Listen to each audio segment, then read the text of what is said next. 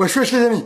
Alors là, il y a des nouvelles infos qui sortent sur François Fillon et l'affaire Pénélope. Et d'après nous, ces infos obtenues à la suite d'une perquisition à l'Assemblée nationale, elles fragilisent tellement la défense, elles la font s'écrouler, qu'il va être quasiment obligé de devoir arrêter et partir de sa course à la présidentielle.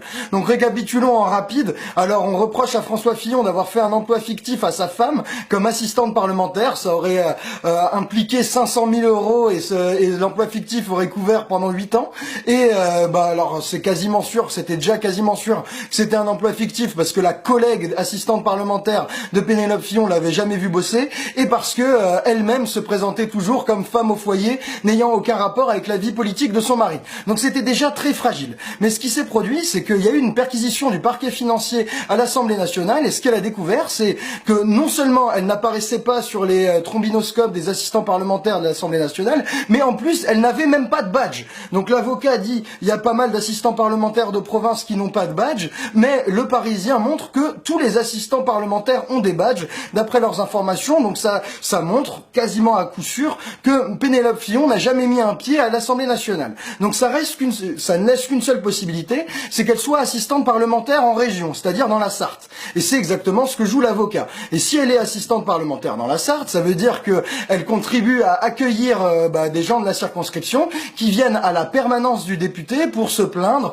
ou s'informer du travail parlementaire. Mais là, qu'est-ce qu'on apprend? C'est que François Fillon n'avait pas de permanence de député dans la Sarthe. Il recevait les gens chez eux, chez lui. Et donc du coup, Pénélope Fillon, comme elle habite chez François Fillon, elle recevait les gens qui venaient dans leur circonscription se plaindre à leur député au domicile de François Fillon. Alors là, quand même, c'est pas mal gros, parce que ça sous-entend que tout le monde dans la Sarthe sait où est le domicile de François Fillon, que tout le monde va oser sonner, et que Pénélope Fillon, quand elle ouvre, elle est pas du tout chez elle en train d'élever les 5 gamins, non, elle est là avec une casquette, elle est au taf, en train de faire assistante parlementaire pour bien accueillir les gens. Non, franchement les gars, ça ressemble beaucoup à du foutage de gueule, quand on commence à se défendre d'un emploi fictif en disant que non, c'est pas vrai, elle est pas meilleure au foyer, elle travaille, mais son travail, c'est d'attendre chez elle que quelqu'un va peut-être sonner, s'il a les couilles d'aller jusque chez François Fillon et de sonner à la porte d'un mec qui est important.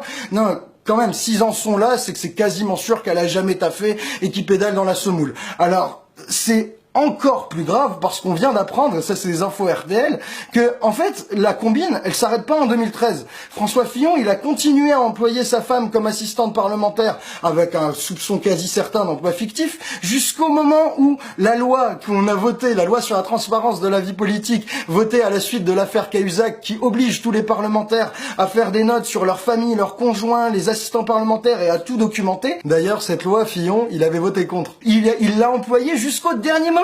Il a arrêté l'emploi en 2013 et dès qu'il devait remplir la déclaration en 2014, là paf, il a dit non, ma femme elle bosse plus pour moi, elle bosse à la revue des Deux Mondes dans un autre truc qui ressemble beaucoup à un emploi fictif chez mon pote milliardaire de la Charrière.